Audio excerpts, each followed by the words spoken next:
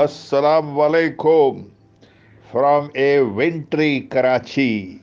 On behalf of TCS Octara WebMall Plus and the Readers Group, here we are again. बड़ा मज़ा भी कुल्फी भी जम रही है, मज़ा भी आ रहा है. The Quetta wind is blowing. और कहते हैं कि क्वेटा को जुकाम लगता है तो कराची छींक मारता है. तो अभी पूरी तरह साइबेरियन विंड्स नहीं शुरू हुई हैं. But the gentleman in Moscow, and we're talking about Nina Kulikova, the 9-year-old young lady with straight blonde hair, जिसने काउंट को कॉर्नर किया हुआ है, and intent upon learning the mysteries surrounding the art of being a princess.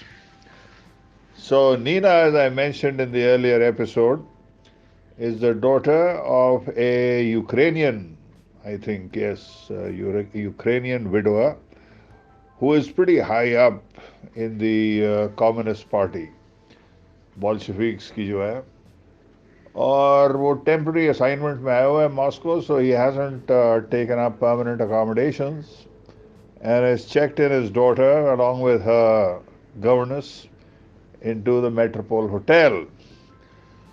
और क्योंकि governance जो है वो ज़रा इनसिक्योर है मॉस्को में, तो उसने नीना को होटल के अंदर ही रहने की पाबंदी लगा दी है.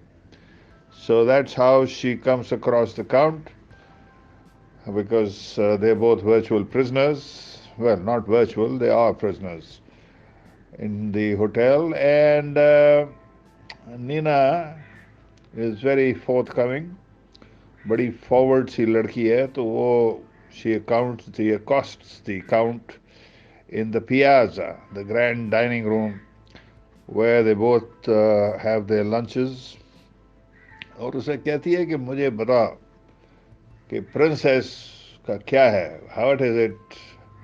My father knows all about tractors, but he knows nothing about princesses, and he thinks princesses are part of a decadent society. तो काउंट बड़ा परेशान थोड़ा बहुत होता है. कहते हैं यार हाँ कुछ होंगी ऐसी lazy princesses, but most of them are industrious everyday people who happen to have been born in with a silver spoon in their mouths, so as to speak. तो वो कहती है हाँ बता फिर और बताओ. तो एक सेशन उसके साथ लगाता है. फिर कुछ दिनों के बाद he receives an invitation from Nina Kulikova for a formal invitation this time. इससे पहले पहली बार जो है वो तो she is an unannounced and largely unwelcome guest who intrudes upon the Count's lunch. But this time she sends him a formal invitation. And when they meet, तो वो उससे कहती है, I would be ever so grateful if you would share with me some of the rules of being a princess. So the Count says, the rules? But Nina, being a princess is not a game. Nina stared at the Count with an expression of patience. Clearly she is, wise, much wiser than her young years. I am certain that you know what I mean, those things that were expected of a princess. Ah, yes, I see. The Count leaned back to give his hostess' inquiry a more appropriate consideration. Well, he said after a moment, setting aside the study of the liberal arts which we discussed the other day, I suppose the rules of being a princess would begin with the refinement of manners. To that end, she would be taught how to comport herself in society. She would be taught terms of address, table manners, and posture. Having nodded favorably at the various items on the Count's list, Nina looked up sharply at the last one. Posture? Is posture a type of manners? Yes, replied the Count, albeit a little tentatively. It is. A slouching posture tends to suggest a certain laziness of character, as well as a lack of interest in others, whereas an upright posture can confirm a sense of self possession and a quality of engagement, both of which are befitting of a princess. Aha! समझ में आई नीना के. All about body language. फिर नीना उसकी तरफ देख के कहती है, गो ऑन. कहता है कि a princess would be raised to show respect for her elders. Uh-huh. Nina bowed her head toward the Count in deference. I wasn't referring to me, Nina. After all, I'm practically a youth like yourself. No, by elders I meant the grey-haired. Nina nodded to express her understanding. You mean the Grand Dukes and Grand Duchesses? Well, yes, certainly them. But I mean elders of every social class. The shopkeepers and milkmaids, blacksmiths and peasants. Never hesitant to express her sentiments with facial expressions, Nina frowned. नहीं आई उसकी समझ में. कहती ये क्या बात कर रहा है वो प्रिंसेसेस प्रिंसेसेस ये आम लोगों के लिए क्या you know why should they bother. The Count elaborates. The principle here is that a new generation owes a measure of thanks to every member of the previous generation. Our elders planted fields and fought in wars. They advanced the arts and sciences and generally made sacrifices on our behalf. So by their efforts, however humble, they have earned a measure of our gratitude and respect.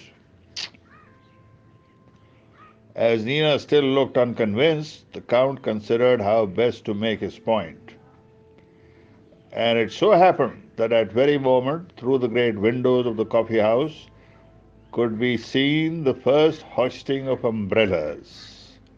Oh, Count को कहानी याद आ गई है. Thus commenced the story of Princess Golitsyn and the croon of Kodrovo. One stormy night in St. Petersburg, related the Count, young Princess Golitsyn was on her way to the annual ball at the Tushins. As her carriage crossed the Lomonosov bridge, she happened to notice an 80-year-old woman on foot hunched against the rain. Without a second thought, she called for a driver to stop the carriage and invited the unfortunate soul inside. The old woman, who was nearly blind, climbed aboard with the footman's help and thanked the princess profusely. In the back of the princess's mind may well have been the presumption that her passenger lived nearby. After all, how far was an old blind woman likely to journey on a night like this? But when the princess asked where the old woman was headed, she replied that she was going to visit her son, the blacksmith, in Kodrovo, more than 7 miles away. Now the princess was already expected at the Tushins, and in a matter of minutes they would be passing the house, lit from cellar to ceiling with a footman at every step. So it would have been well within the bounds of courtesy for the princess to excuse herself and send the carriage on to Kodrovo with the old woman.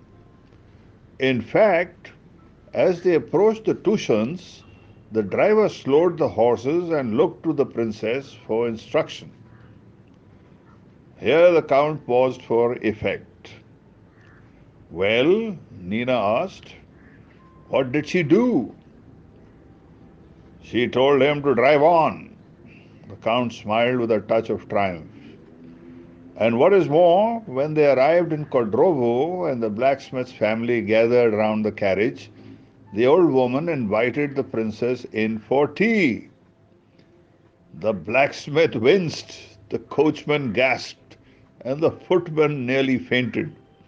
But the Princess Gulitson graciously accepted the old woman's invitation and missed the tuitions altogether.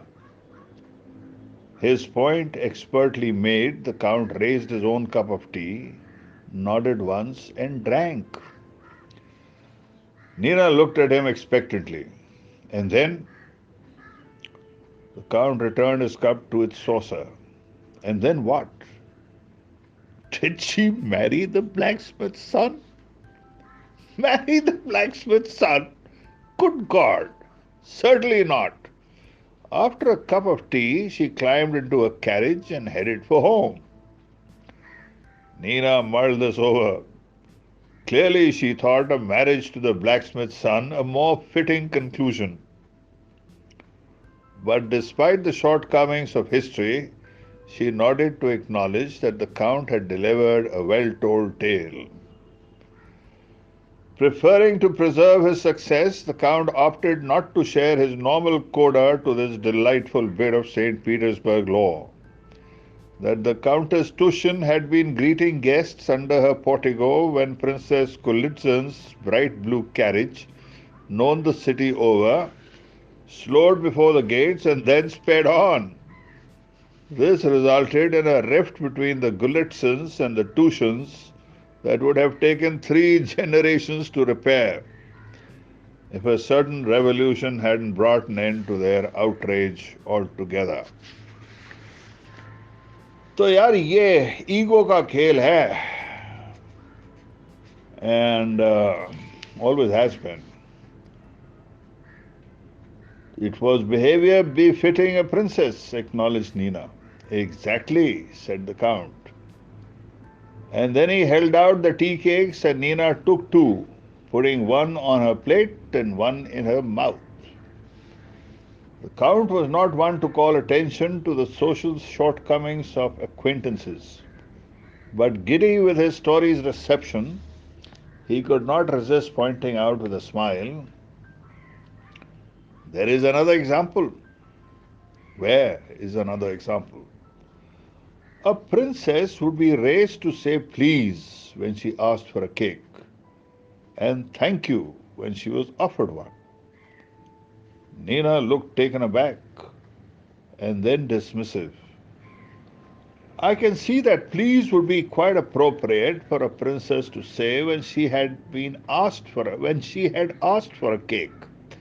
But I can see no reason why she should have to say thank you when she has been offered one.